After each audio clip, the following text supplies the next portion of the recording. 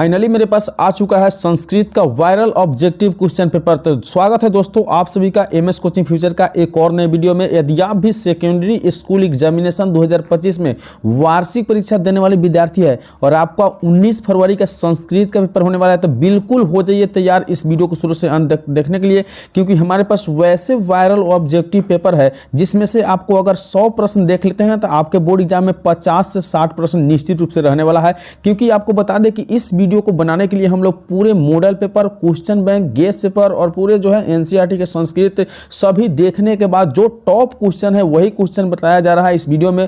कुल मिलाकर 100 प्रश्न आप लोग को इस वीडियो में देखने के लिए मिलेगा और बिल्कुल इसमें से 50 से 60 प्रश्न आपके बोर्ड एग्जाम में होने वाले हैं। तो बिल्कुल यह वीडियो आप लोगों के लिए आखिरी होने वाले हैं। तो जितने भी विद्यार्थी द्वितीय पाली में है उनके लिए सब्जेक्ट को 205 और जितने भी विद्यार्थी प्रथम पाली में है उनके लिए 105 से संस्कृत का पेपर आएगा। कुल मिलाकर 100 वस्तुनिष्ठ प्रश्न होंगे और 5 जो होंगे दीर्घोत्तरीय और लघुत्तरीय प्रश्न, जिसके लिए 3 घंटे 15 मिनट का समय दिया जाएगा। तो बिल्कुल आपको बता दें कि अगर आपके पास 20 से 25 मिनट का समय है तो बिल्कुल आप इस वीडियो में बताए गए सही प्रश्नों का जवाब दीजिए। अगर आपका इस वीडियो में बताया गया प्रश्न में 60 से 70 प्रश्न सही हो जाता है तो निश्चित रूप से आप 50 में 50 ऑब्जेक्टिव को सही करके बोर्ड एग्जाम से चले आइएगा। तो चलिए हम देरी नहीं करते हुए वीडियो को शुरू करते हैं। तो इसी प्रकार से आपको खंड अ से वस्तुनिष्ठ प्रश्न 100 मिलेंगे, जिनमें से 50 वस्तुनिष्ठ प्रश्नों का ओएमआर शीट में सही सही उत्तर देना है। तो बिल्कुल हो जाइए तैयार इस वीडियो को शुरू से अंत तक देखने के लिए, क्योंकि एक वीडियो जो है ना आपको संस्कृत के पेपर में 50 अंक जरूर दिला देगा। तो पहला प्रश्न है कि अ जोड़ अ के मेल से कौन सा नया वर्ण बनेगा। तो याद रखना है कि अ जोड़ अ के मेल से जो वर्ण बनेगा ना वह आय बनेगा, यानी ऑप्शन बी बिल्कुल इसका राइट उत्तर सही उत्तर हो जाएगा। अगले प्रश्न में दिया गया है 2 नंबर प्रश्न में कि उपनगरम का समासिक विग्रह क्या होगा। तो याद रखना है कि उपनगरम का समासिक विग्रह जो हो ना उपस्य नगरम होगा, ऑप्शन डी बिल्कुल इसका राइट उत्तर हो जाएगा। कंप्लीट इस वीडियो में 100 प्रश्न देखने वाले हैं। अगर आप प्रश्न का उत्तर जानते हैं तो सभी प्रश्नों का उत्तर एक एक करके दीजिए और आपको लास्ट में गिन कर बताना है कि आप कितने प्रश्न को सही कर सके हैं। तो चलिए 3 नंबर प्रश्न में है कि कर्म कारक में कौन सी विभक्ति होती है। याद रखना है कि कर्म कारक में तृतीय विभक्ति होती है, यानी ऑप्शन बी बिल्कुल इसका राइट उत्तर सही उत्तर हो जाएगा। चलिए बढ़ते हैं अगले प्रश्न की ओर। 4 नंबर प्रश्न में कहा गया है कि साधु शब्द का तृतीय विभक्ति एक वचन का रूप कौन सा होगा। तो साधु शब्द का जो तृतीय विभक्ति एक वचन रूप है ना, याद रखना है कि साधो होता है, ऑप्शन बी बिल्कुल इसका राइट उत्तर है। कंप्लीट इस वीडियो में 100 प्रश्न देखेंगे और इस यूट्यूब चैनल के द्वारा आपको सुबह 6 बजे और शाम 6 बजे बिल्कुल वायरल ऑब्जेक्टिव पेपर मिलेगा देखने के लिए। तो इस वीडियो को लाइक करिए और इस यूट्यूब चैनल को सब्सक्राइब कर लीजिए, क्योंकि इस यूट्यूब चैनल के अगर सब्सक्राइब करते हैं और सुबह शाम रेगुलर वीडियो देखते हैं तो निश्चित रूप से आपको ऑब्जेक्टिव वीडियो में जो है ऑब्जेक्टिव प्रश्न एक भी नहीं छूट सकता है। तो चलिए 5 नंबर प्रश्न देखते हैं। दिया हुआ है कि राघव पद में कौन सा तद्धित प्रत्यय है। तो याद रखना है कि राघव शब्द में जो प्रत्यय है ना वह मतुप प्रत्यय है, ऑप्शन बी बिल्कुल इसका राइट उत्तर हो जाएगा। अगले प्रश्न की ओर बढ़ेंगे। 6 नंबर प्रश्न में दिया गया है कि शिव जोड़ छाया की संधि से क्या होगी। तो शिव जोड़ छाया की संधि से याद रखना है कि शिवच्छया होगा, ऑप्शन सी बिल्कुल इसका सही उत्तर है। चलिए बढ़ेंगे अगले प्रश्न की ओर। 7 नंबर प्रश्न में दिया गया है कि विधायका पद का संधि विच्छेद क्या होगा। तो विधायका जो शब्द है ना इसका संधि विच्छेद विधा जोड़ एक का, ऑप्शन है बिल्कुल इसका सही उत्तर है। चलिए बढ़ते हैं अगले प्रश्न की ओर। 8 नंबर प्रश्न में दिया हुआ है कि गीति रीति में कौन सी संधि है। तो याद रखना है कि गीति रीति में जो संधि है ना वह आपका व्यंजन संधि, यानी ऑप्शन बी बिल्कुल इसका सही उत्तर हो जाएगा। चलिए बढ़ते हैं अगले प्रश्न की ओर। 9 नंबर प्रश्न में दिया गया है कि किस समास का उपभय पद प्रधान होता है। तो उभय पद प्रधान होने वाले जो समास होते हैं ना वह अव्ययी भाव समास होते हैं, ऑप्शन ए बिल्कुल इसका सही उत्तर हो जाएगा। तो चलिए बढ़ते हैं अगले प्रश्न की ओर। अगले प्रश्न 10 नंबर में दिया गया है कि कर्म विरह का समासिक विग्रह क्या होगा। याद रखना है कि कर्म विरह का समासिक विग्रह जो है ना कर्मन विरह, यानी ऑप्शन बी बिल्कुल इसका सही उत्तर हो जाएगा। तो बिल्कुल आप लोग से एक ही रिक्वेस्ट है कि इस वीडियो को कंप्लीट जरूर देख कर जाइएगा, क्योंकि अगर 20 से 25 मिनट का वीडियो देख लेते हैं तो निश्चित रूप से 50 से 60 प्रश्न आपके बोर्ड एग्जाम में रहने वाले हैं। तो चलिए हम अगले प्रश्न की ओर बढ़ते हैं। अगला प्रश्न दिया गया है कि उच्चारण प्रक्रिया का ज्ञान किस शास्त्र से होता है। तो याद रखना है कि उच्चारण प्रक्रिया का ज्ञान शिक्षा शास्त्र से होता है, सही उत्तर ऑप्शन ए हो जाएगा। अगले प्रश्न में दिया हुआ है 12 नंबर प्रश्न में कि वेद किस प्रकार का शास्त्र है। याद रखना है कि वेद जो है आपका नित्य और कृतक दोनों प्रकार के शास्त्र है, ऑप्शन सी बिल्कुल इसका राइट उत्तर हो जाएगा। चलिए बढ़ते हैं अगले प्रश्न की ओर। 13 नंबर प्रश्न में कहा गया है कि नमस्ते में कौन संधि है। याद रखना है कि नमस्ते में व्यंजन संधि है, ऑप्शन ऑप्शन बी बिल्कुल इसका राइट उत्तर सही उत्तर हो जाएगा। चले बढ़ेंगे अगले प्रश्न की ओर। दिया हुआ है इत्यादि में कौन किन किन वर्णों की संधि हुई है। तो इत्यादि में जो वर्ण है ना, याद रखना है कि यह अ जोड़ ई का संधि हुआ है। ऑप्शन डी बिल्कुल इसका सही उत्तर हो जाएगा। तो बिल्कुल इस वीडियो में आप लोगों को 100 वायरल ऑब्जेक्टिव प्रश्न देखने के लिए मिलेगा। तो सभी प्रश्नों का आप उत्तर देते चलिए अगर जानते हैं तो, और नहीं जानते हैं तो बिल्कुल इस वीडियो को 2 बार देखकर और पूरे प्रश्न को याद कर लेना है। तो चलिए अगले प्रश्न की ओर बढ़ते हैं। दिया हुआ है कि परोपकारः का विग्रह क्या होगा। याद रखना है कि परोपकारः का विग्रह जो है ना, परम जोड़ उपकारः, यानी ऑप्शन बी बिल्कुल इसका सही उत्तर हो जाएगा। चलिए बढ़ते हैं अगले प्रश्न की ओर। 16वें प्रश्न में कहा गया है कि प्रारभत पद में कौन सा उपसर्ग है। तो प्रारभत शब्द में जो उपसर्ग है ना, याद रखना है कि यह प्र उपसर्ग है। ऑप्शन ए बिल्कुल इसका सही उत्तर हो जाएगा। चलिए बढ़ते हैं अगले प्रश्न की ओर। 17वें प्रश्न में दिया हुआ है कि पंचनामा वटनामा समाहारः का समस्त पद क्या होगा। तो पंचनामा वटनामा समाहारः शब्द का जो हो ना पद है, समस्त पद, वही याद रखना है कि पंचवट समस्त पद है। ऑप्शन ए बिल्कुल इसका सही उत्तर हो जाएगा। चलिए बढ़ते हैं अगले प्रश्न की ओर। 58वें प्रश्न में दिया हुआ है कि पटना नगर की पालिका देवी कौन है। याद रखना है कि पटना नगर की पालिका देवी पटन देवी। ऑप्शन सी बिल्कुल इसका सही उत्तर हो जाएगा। चलिए बढ़ेंगे अगले प्रश्न की ओर। 19वें प्रश्न में पूछा गया है गोविंद सिंह सिख संप्रदाय से डैश डैश गुरु आश्रिता। तो इस खाली स्थान में क्या भरा जाएगा। तो याद रखना है कि 19वें प्रश्न का सही उत्तर हो जाएगा 10म भरा जाएगा, यानी गोविंद सिंह सिख संप्रदाय से 10वां गुरु आश्रिता, यानी ऑप्शन ए बिल्कुल इसका सही उत्तर हो जाएगा। चलिए बढ़ते हैं अगले प्रश्न की ओर। 20वें प्रश्न में पूछा गया है कि मेगा आस्थानिज कहाँ का राजदूत था। याद रखना है कि मेगा आस्थानिज जो है ना, यूनान का राजदूत था। ऑप्शन ए बिल्कुल इसका राइट उत्तर हो जाएगा। तो कंप्लीट हम लोग इस वीडियो में 100 वायरल ऑब्जेक्टिव VBI प्रश्न, यानी बोले तो पूरे एग्जाम में छपने वाला प्रश्न बताया जा रहा है। तो इस वीडियो को आप कंप्लीट जरूर देख लीजिएगा। 21वें प्रश्न में है कि एतत् भारतम डैश डैश सदा पूजनीयम। तो भारत क्या चीज़ है जो पूजनीय है, यह पूछा जा रहा है। तो याद रखना है कि अहम, यानी एतत् भारत अहम सदा पूजनीय। ऑप्शन बी बिल्कुल इसका सही उत्तर हो जाएगा। चलिए बढ़ते हैं अगले प्रश्न की ओर। 22वें प्रश्न में दिया गया है कि प्राचीन काले शिष्य इति कथयत सम, रिक्त स्थान को पूर्ति करने के लिए हम क्या भरेंगे। याद रखना है कि ब्रह्मचारी, यानी प्राचीन काले शिष्य ब्रह्मचारी इति कथयत। ऑप्शन सी बिल्कुल इसका राइट उत्तर हो जाएगा। चलिए बढ़ते हैं अगले प्रश्न की ओर। 23वें प्रश्न में पूछा गया कि भारतीय जीवन दर्शन शास्त्र महत्वपूर्ण पादान डैश डैश इति, यानी इस खाली स्थान में क्या भरा जाएगा। तो याद रखना है कि खाली स्थान जो है ना, यहाँ आपको संस्कृत ही भरा जाएगा, यानी भारतीय जीवनस्य दर्शनस्य महत्वपूर्ण जो है ना, वह संस्कृत इति होती है। ऑप्शन बी बिल्कुल इसका सही उत्तर हो जाएगा। चलिए बढ़ते हैं अगले प्रश्न की ओर। 24वें प्रश्न में दिया हुआ है कि जटा जिनधरा ऋष्य डैश डैश अवगहान्ते। तो देखिए इस खाली स्थान में भरा जाएगा। याद रखना है कि पदामा, यानी जटा जिनधरा ऋष्य पदामा अवगहान्ते, यानी ऑप्शन ये बिल्कुल इसका सही उत्तर हो जाएगा। चलिए बढ़ते हैं अगले प्रश्न की ओर। 25वें प्रश्न में दिया हुआ है कि स्वामी दयानंद ने हिंदी और संस्कृत दोनों भाषाओं में किसकी रचना की है। तो याद रखना है कि यह रचना सत्य प्रकाश, यानी सत्यार्थ प्रकाश जो है ना, रचना स्वामी दयानंद के द्वारा हिंदी और संस्कृत दोनों भाषाओं में दी गई है। ऑप्शन ए बिल्कुल इसका सही उत्तर हो जाएगा। तो चलिए अगले प्रश्न की ओर बढ़ते हैं। दिया हुआ है 26वें प्रश्न में कि कन्यासी पद का अर्थ है। तो कन्यासी जो पद है ना, इसका सही अर्थ छोटी होती है। ऑप्शन बी बिल्कुल इसका राइट उत्तर हो जाएगा। तो अभी तक आप इस वीडियो को लाइक नहीं किए हैं तो बिल्कुल इस वीडियो को लाइक करिए और इस यूट्यूब चैनल को सब्सक्राइब कर लीजिए और अपने प्यारे दोस्तों के साथ शेयर जरूर कीजिएगा। तो 27वें प्रश्न में दिया हुआ है कि प्राचीन समाज अनेक दोषा डैश डैश, यानी खाली स्थान में हम क्या भरेंगे। याद रखना है कि 27वें प्रश्न में आश्रित भरा जाएगा, यानी प्राचीन समाज अनेक दोष आश्रित। ऑप्शन ए बिल्कुल इसका सही उत्तर हो जाएगा।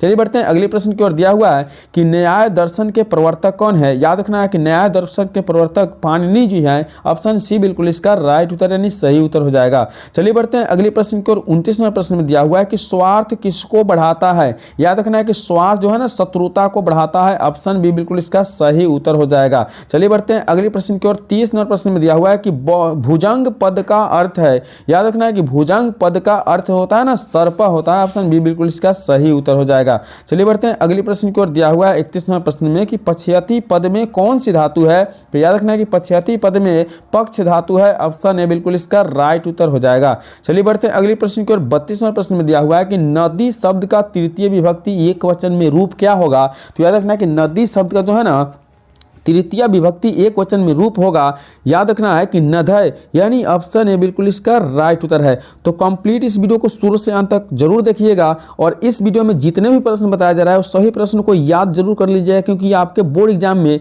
इस वीडियो से 50 से 60 प्रश्न रहने वाले हैं। तो देखिए अगली प्रश्न है कि नीति श्लोका पाठ के आधार पर उत्तम शांति क्या है। तो याद रखिएगा कि नीति श्लोक के आधार पर विद्या जो होती है ना उत्तम शांति होती है। ऑप्शन ए बिल्कुल इसका राइट उत्तर हो जाएगा। चलिए बढ़ते हैं अगले प्रश्न की ओर। दिया हुआ है कि अचारह डैश हंति इस खाली स्थान में क्या भर सकते हैं। तो 34वां प्रश्न का सही जो उत्तर है वो क्रोधम, यानी अचारह क्रोधम हंति, ऑप्शन बी बिल्कुल इसका राइट उत्तर हो जाएगा।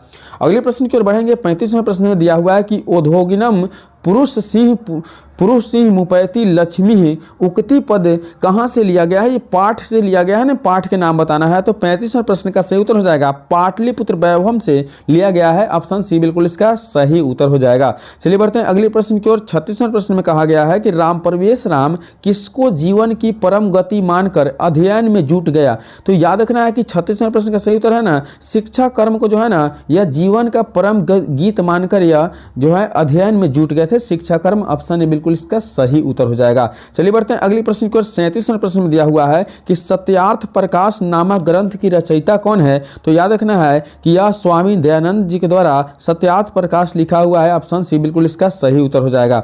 चलिए बढ़ते हैं अगले प्रश्न की ओर। 38वां प्रश्न में पूछा गया है कि मंदाकिनी वर्णम पाठ वाल्मीकि रामायण के अयोध्या कांड के किस सर्ग से संकलित है। तो याद रखना है कि 38वां प्रश्न का सही उत्तर हो जाएगा ऑप्शन बी यानी 75, बिल्कुल 75वां जो है ना सर्ग से संकलित है। अगले प्रश्न की ओर बढ़ेंगे। 39वें प्रश्न में दिया हुआ है कि कथम मरात्मके तो भी विश्वास, यह किसकी युक्ति है। याद रखना है कि यह युक्ति जो है ना वह पथिक युक्ति है, ऑप्शन ए बिल्कुल इसका राइट उत्तर हो जाएगा। चलिए बढ़ेंगे अगले प्रश्न की ओर। 40वें प्रश्न में पूछा गया है कि तवेई युष्मदा शब्द के किस विभक्ति का रूप होता है। तो तवेई जो है ना यह याद रखना है कि यह चतुर्थी विभक्ति का रूप होता है, ऑप्शन बी बिल्कुल इसका सही उत्तर हो जाएगा। चलिए बढ़ते हैं अगले प्रश्न की ओर। 41वें प्रश्न में दिया हुआ है कि यथा नधा अश्यंदमाना डैश डैश पुरुष मुपैती दिव्यम, यह पदांश किस उपनिषद का है। तो याद रखना है कि यह पदांश जो है ना वह आपको मुंडकोपनिषद से है, यानी मुंडकोपनिषद से यह लिया गया है, ऑप्शन सी बिल्कुल इसका सही उत्तर हो जाएगा।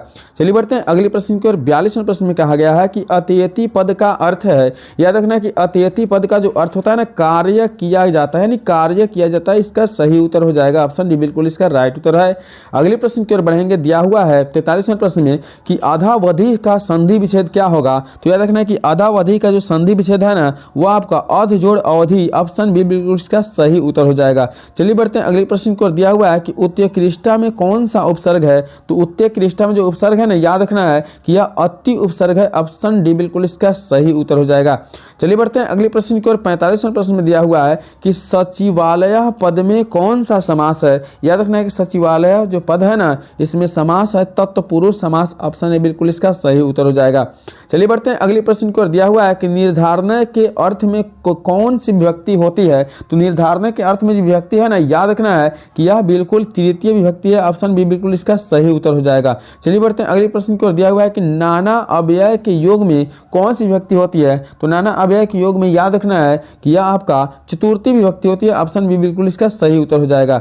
चलिए बढ़ते हैं अगले प्रश्न की ओर। 48वें प्रश्न में पूछा गया है कि मातृ शब्द का रूप है। तो मातृ किस शब्द का रूप है। याद रखना है कि मातृ जो है ना यह मातृ शब्द का रूप है, ऑप्शन बी बिल्कुल इसका सही उत्तर हो जाएगा।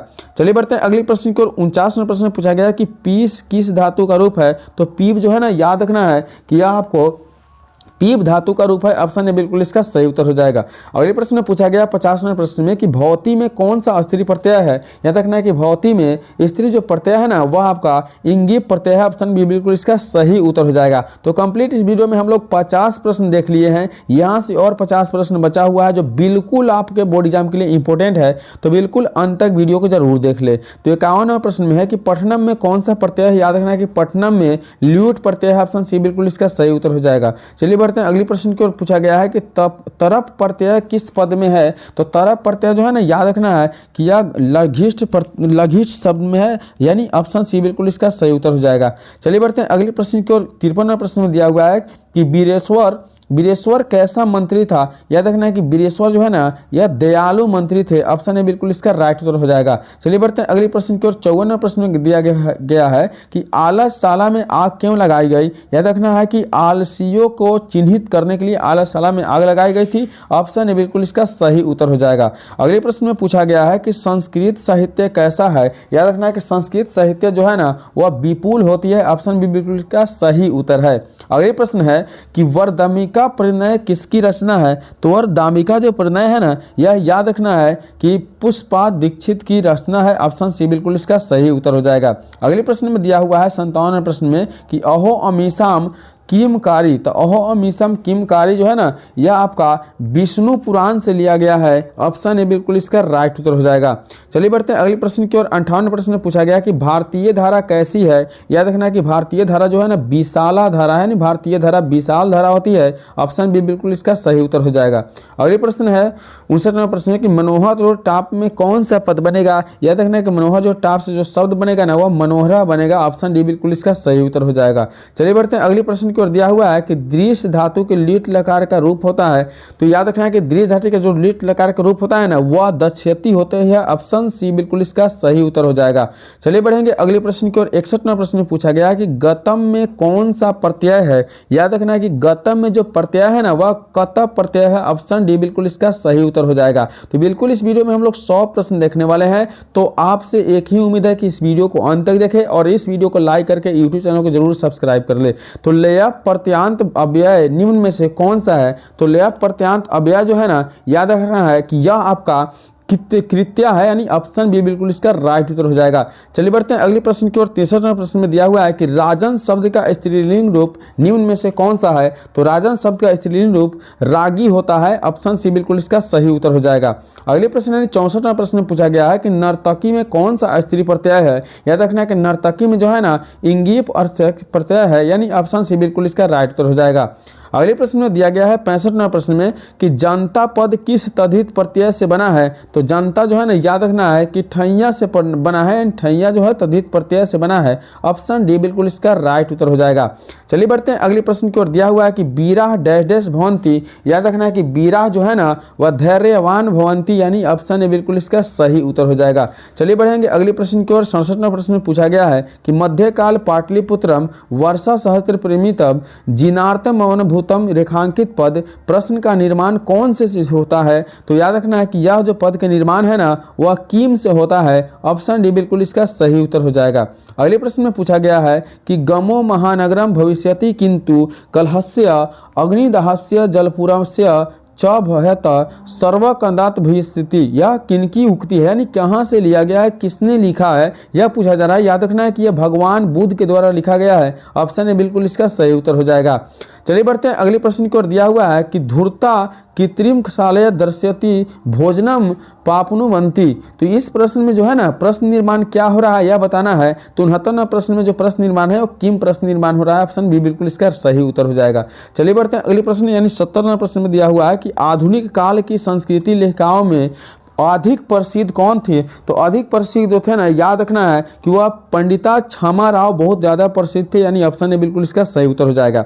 अगले प्रश्न है कि कर्ण किसके पक्ष से युद्ध करता था? याद रखना है कि कर्ण जो है ना वह कौरव के पक्ष में युद्ध करता था। ऑप्शन बी बिल्कुल इसका सही उत्तर हो जाएगा। चलिए बढ़ते हैं अगले प्रश्न की ओर। 72वां प्रश्न में पूछा गया है कि न दबत्यम कर्णस्य दानवीरता पाठ में यह किसकी युक्ति है? यानी न दबत्यम कर्णस्य दानवीरता जो पाठ है ना यह किसकी युक्ति है? याद रखना है कि 72वां प्रश्न का सही उत्तर शक्र हो जाएगा। ऑप्शन बी बिल्कुल इसका राइट उत्तर हो जाएगा।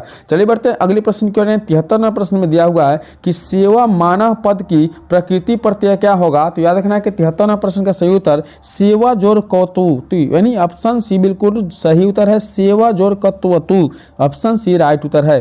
चलिए बढ़ते हैं अगले प्रश्न की ओर। अगले प्रश्न में पूछा गया है याद रखना है यानी 74वां प्रश्न जो है दिया गया है कि सप्ताह ठक से कौन सा शब्द बनेगा? याद रखना है कि सप्ताह जो ठक से शब्द बनने वाला है ना इसे याद कर लेना है। 74वां प्रश्न का सही उत्तर है साप्ताहिक। ऑप्शन सी राइट उत्तर हो जाएगा।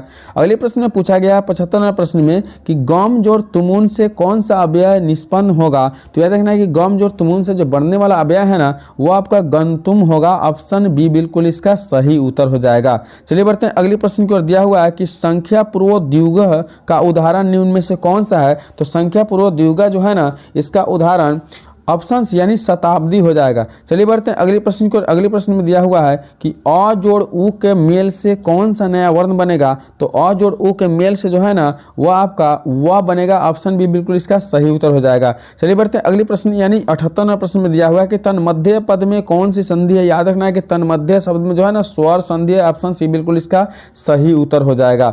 चलिए बढ़ते हैं अगले प्रश्न की ओर। दिया हुआ है कि बालक सिंहांत बिभेति वाक्य के लिए सिंहांत पद के पश्चिमी में क्या सूत्र है? तो याद रखना कि पंचमी जो सूत्र लगा हुआ है ना, वह भिथरानंत भयोतु लगा हुआ है। ऑप्शन ए बिल्कुल इसका सही उत्तर हो जाएगा। चलिए बढ़ते हैं अगले प्रश्न को। दिया हुआ है कि किस कारक में तृतीय विभक्ति होती है? याद रखना है कि यह कारक जो है ना, करण कारक में तृतीय विभक्ति होती है। ऑप्शन डी बिल्कुल इसका सही उत्तर हो जाएगा। तो बिल्कुल आप लोग इस वीडियो को अंत तक देखिए, इसमें 100 प्रश्न बताया जा रहा है जो निश्चित रूप से आप लोग के लिए वायरल ऑब्जेक्टिव है, बिल्कुल बोर्ड एग्जाम में छपने वाला है। तो दिया हुआ है कि भक्ता पिताम्बरम नमति रेखांकित पद का समासिक विग्रह निम्न में से कौन सा है? तो 81 नंबर प्रश्न का सही उत्तर है पीतम अम्बरम यस्य स, यानी ऑप्शन पीतम अम्बरम यस्य स। ऑप्शन ए बिल्कुल इसका सही उत्तर हो जाएगा। 82 नंबर प्रश्न है कि उपसर्गों की संख्या होती है। याद रखना है कि उपसर्गों की संख्या 22 होती है। ऑप्शन डी बिल्कुल इसका सही उत्तर हो जाएगा। चलिए बढ़ते हैं अगले प्रश्न। 83 नंबर प्रश्न में दिया हुआ है कि संस्कृतम पद में कौन सा उपसर्ग है? याद रखना है कि संस्कृतम पद में जो उपसर्ग है ना, वह समा उपसर्ग है। ऑप्शन बी बिल्कुल इसका सही उत्तर हो जाएगा।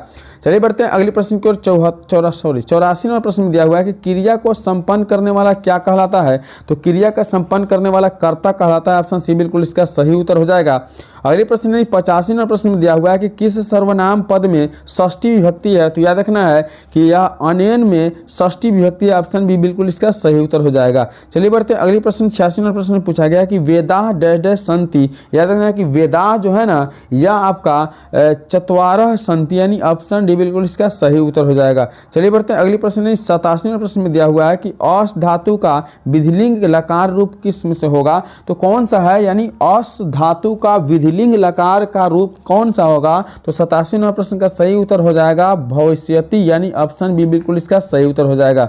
चलिए बढ़ते हैं अगले प्रश्न की ओर। दिया हुआ है कि समृति किस धातु का रूप है? तो समृति जो है ना, याद रखना है कि यह आपका समार धातु का रूप है। ऑप्शन बी बिल्कुल इसका सही उत्तर हो जाएगा। चलिए बढ़ते हैं अगले प्रश्न की ओर। दिया हुआ है 89 नंबर प्रश्न में कि गजह मंद मंद चलित वाक्य में मंद मंद पद तृतीय विभक्ति के किस सूत्र से हुआ है? तो याद रखना कि 89 नंबर प्रश्न का सही उत्तर हो जाएगा यह कला ध्वन्यंत्र संयोग द्वितीय से हुआ है। ऑप्शन डी बिल्कुल इसका सही उत्तर है। अगले प्रश्न 90 नंबर प्रश्न में दिया गया है कि येनांग विकारा सूत्र का उदाहरण निम्न में से कौन है? तो येनांग विकारा सूत्र का जो उदाहरण है ना, याद रखना है कि यह आपका राम अश्न काना आस्ति। ऑप्शन सी बिल्कुल इसका राइट उत्तर है राम अश्न काना आस्ति।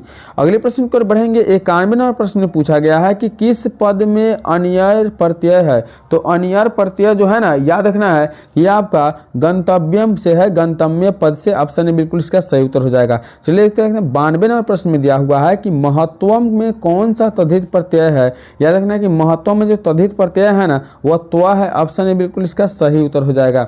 चलिए बढ़ते हैं अगले प्रश्न की ओर। दिया हुआ 93 नंबर प्रश्न में कि कृत्या अव्यय में कौन सा प्रत्यय है? याद रखना है कृत्या अव्यय में प्रत्यय जो है ना, वो आपका कत्वा प्रत्यय। ऑप्शन सी बिल्कुल इसका सही उत्तर हो जाएगा। चलिए बढ़ते हैं अगले प्रश्न यानी 94 नंबर प्रश्न में दिया हुआ है कि जन्म पूर्व संस्कार क्यों किया जाता है? तो जन्म पूर्व का जो संस्कार है ना, वह याद रखना है कि इनमें से सभी के लिए किया जाता है, जैसे गर्भ रक्षा के लिए, गर्भस्थ संक्रमण रोकने के लिए और गर्भवती की प्रसन्नता के लिए। ऑप्शन डी बिल्कुल इसका राइट उत्तर हो जाएगा।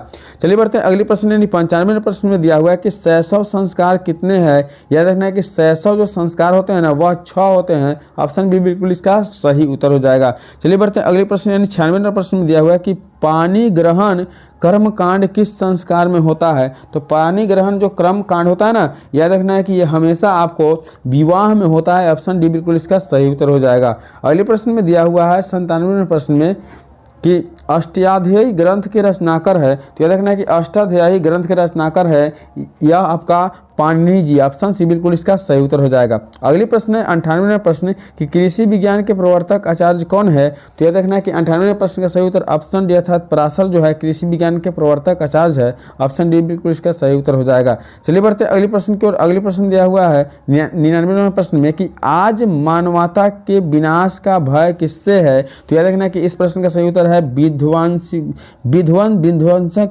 अस्त्रों से है, यानी ऑप्शन ए बिल्कुल इसका सही उत्तर हो जाएगा। अगले प्रश्न है कि उत्कर्ष पद का विलोम क्या होगा, याद रखना है कि उत्कर्ष शब्द का जो विलोम है ना वो आपका अपकर्ष होगा। ऑप्शन बी बिल्कुल इसका सही उत्तर हो जाएगा। तो कंप्लीट इस वीडियो में हम लोग 100 प्रश्न देखें, जो 100 प्रश्न बिल्कुल वायरल था, इंपॉर्टेंट था। तो वीडियो को अंत तक देखें, इसके लिए बहुत बहुत धन्यवाद। चलिए मिलते हैं अगले वीडियो में, तब तक के लिए बाय।